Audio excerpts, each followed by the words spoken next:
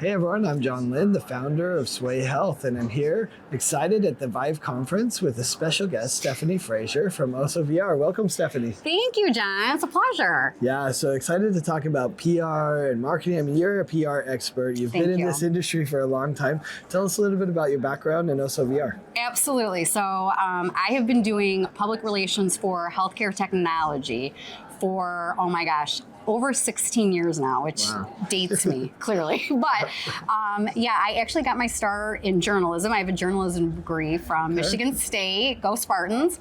And my dream was always to be a newspaper reporter or in broadcasting. So I worked for a local paper for about 4 years. And as most people know, all the local papers have closed up shop. They don't even exist. So I sort of had to pivot, my career, and public relations seemed like a natural fit. Because, I have always wanted to be a journalist. I admire journalism. And so public relations just seemed like a nice fit to pair journalists with experts. Interesting.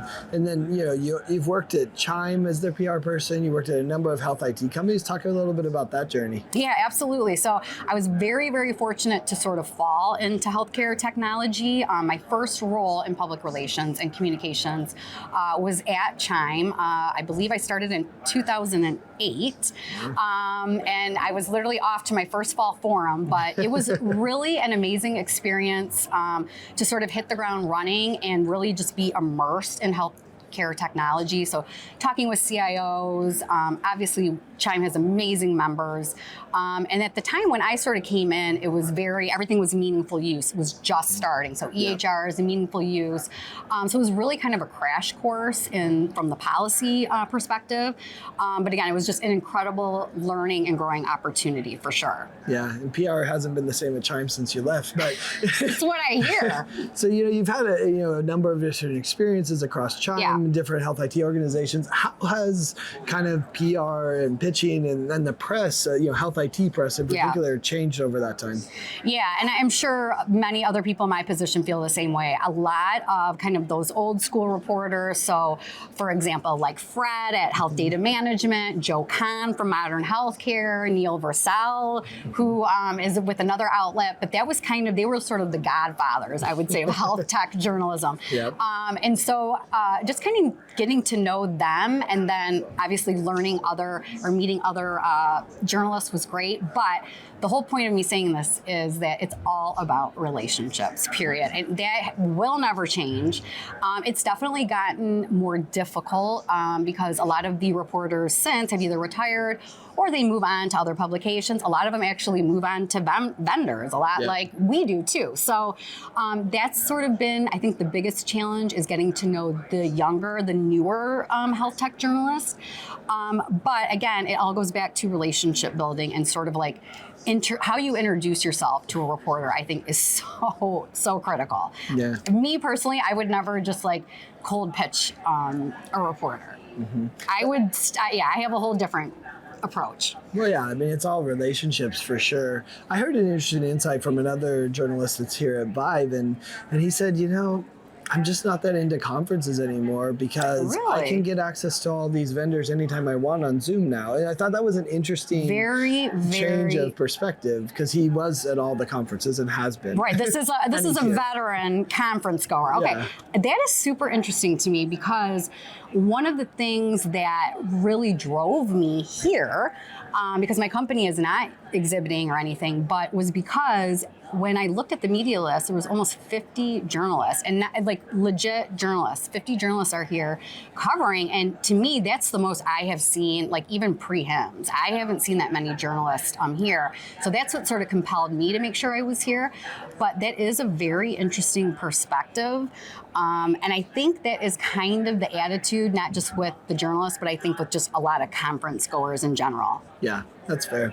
So how about the evolution of kind of earned media versus paid media, sponsored content? How do you see that kind of impacting what you do? And how are you kind of, I think we're all to the point where we have to embrace some sort of sponsor, but how does that look for you?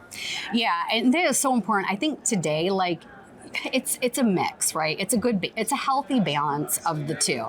And I don't know about my other PR pros, but I have zero budget. So I am pretty much relying on earned opportunities. But when I see an opportunity where I can not only support another publication or media outlet, and also do right by my company. Maybe I can get them like a 10-minute speaking opportunity or an interview, or that to me seems like a great fit. I would be more than happy. I want to support the media outlets that support us. So I just think you have to find the right balance. But yeah, I think you have to do a mix of the two. There's just no way around it. Do you think that needs to change the fact that you have zero budget? Do you think that PR people need to have a budget in order to be successful with PR these days? Or, I mean, because that is a mindset shift, right? 1,000%. Because yes, I mean, and I think too, it's hard sometimes to relay to companies that maybe aren't used to having someone in a public relations position. They just sometimes maybe lump PR into marketing. And so it's like, well, what kind of sales are you going to drive? Or if we're, sponsoring a byline, what is the ROI? What's the lead gen? And that's not what public relations is. I mean, your job, to me anyway, as a public relations professional is to, protect and create, visibility, credibility, thought leadership across all audiences. So you're obviously, you want to reach potential customers, but it's also about your existing customers, your existing partners, your investors, consumers if you are, focused in selling to consumers. So I absolutely think PR people deserve a budget and they deserve to run that budget how they see fit. It doesn't even have to be a big budget. Yeah, and what's fascinating about that to me, it's kind of like search engine optimization.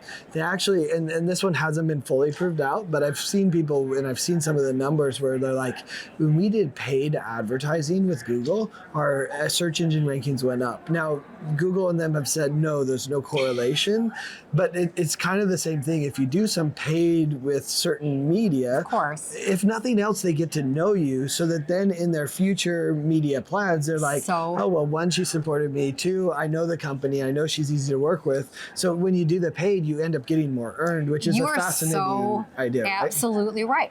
Yes, that is relationship building right there. And that is all it's a give and take, you know what I mean? You can't just be so greedy, like, feature my executive, feature my executive, feature my executive, like we have a product launch, boring. Like you can't approach it like that. I do think it's a definite healthy balance. And to your point, it's like, hey, I know this person, she wants to support us. She did support us in the past. So the next time around, hey, you supported us last year, I'll help you out. Right. It's insane. It goes both ways. Well, and in many ways, like when Colin and I are doing our podcast, if the people who've paid us because we've done some paid deals, you're top of mind when we're talking about something else, right? So anyway, it's interesting, the whole balance there. Yeah. How about when it comes, we're here at ViVE, and obviously PR at events is really interesting, as we kind of talked about. HIMSS is coming up shortly. What advice would you have for, PR people trying to get, media coverage at a conference, or even to build those relationships, to your point, at a conference? What are some tips for them? Yeah, I love that question. First of all, I would say, if you have a product launch or if you have no customers, I hate to tell you, you're going to struggle. You should have an end user, a clinician. For HIMSS, obviously, you should probably have someone in IT, a CIO, director level, something like that. And you really should pitch a story. What is your story? What are you helping to solve? And it shouldn't just be about your company and your solution. It should be more about the customer and really the big problems that they are trying to achieve and to solve. So maybe for them, it's social determinants of health, it's population health, and maybe you have an EHR or some sort of data integration.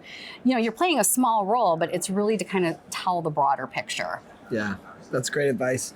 It's interesting because one of the HIPMIC core principles, values, right, is no one cares what you do. They care what you can do for them. And what you just said right there, interestingly enough, is the same for the press, right? Exactly. They don't care about your product, but they care about being able to provide value of what, how it's going to change an organization. So it's actually the same message. 100%. Whether you're marketing to the buyer or you're marketing, which is essentially what a PR person is, they're marketing to the press of why should I cover you you versus the other 1,000 vendors. Well, exactly. And that's the other thing. It's, the competition is just so fierce. I mean, we've been talking about this for years and years and years. The number of vendors and attendees, in the balance of reporters is so crazy. I mean, I don't know. It's like 14 says, one of us, 1,300 of you, right? Exactly. And just like thinking about your inbox, for conferences, I can't imagine like ViVE and now HIMSS right after. I mean, your inbox just must be flooded. But if I could say one more thing about some tips, I would also use the opportunity if you are at HIMSS and let's say you didn't have any luck with the press. I would definitely use the opportunity to scout the press room, hang out, be a stalker if you have to. Be gentle. Be very gentle and cordial. But you should, and I think most PR people have confidence, but you should easily have the confidence to just go introduce yourself, tell them where you're from, say, I pitched you this, but I just wanted to introduce myself, because that face-to-face, that okay, now I know the name behind the email, I think is really important. Yeah. Morgan from HIMSS would probably want me to say, you're not allowed in the press room, but if you lurk nearby, you'll bump into Listen, if you have a badge, like I said, if you can just kind of, hang out by the coffee machine, you'll get an opportunity. I think the key is be respectful, right? Oh, and that's 1,000%. where I think the press understand, we're in a relationship, with you have stories and if I'm running to another meeting and you're disrespectful of my time, that actually does the opposite. So, yeah, guys, don't freak out our journalists. We don't want that. Just try to be of service. That's kind of like how I always play it. Even if I can't, for this conference, I didn't really have anything to pitch, but I'm here. I want to introduce myself to folks that I haven't met yet. I am in sort of a different space now. I'm in med tech kind of now, so it's a little different. But there are some med tech journalists here. So yesterday I got to introduce myself to some folks. Nice. And again, it's just good to see you. It's good to see everybody again, especially after COVID. Sure. I was fortunate to see some people at Health, which was my first conference. So this is my second one. And again, I'm seeing so many faces. It's been years. Yeah. It's amazing how many people it's still their early conferences, because I've been to so many. You've been all over the world. No, Stephanie, I appreciate you taking time. Oh my gosh, I hope it was of value. Yeah, definitely. Thanks everyone for watching and Thanks, listening. guys. Be sure to check out more at sway.health.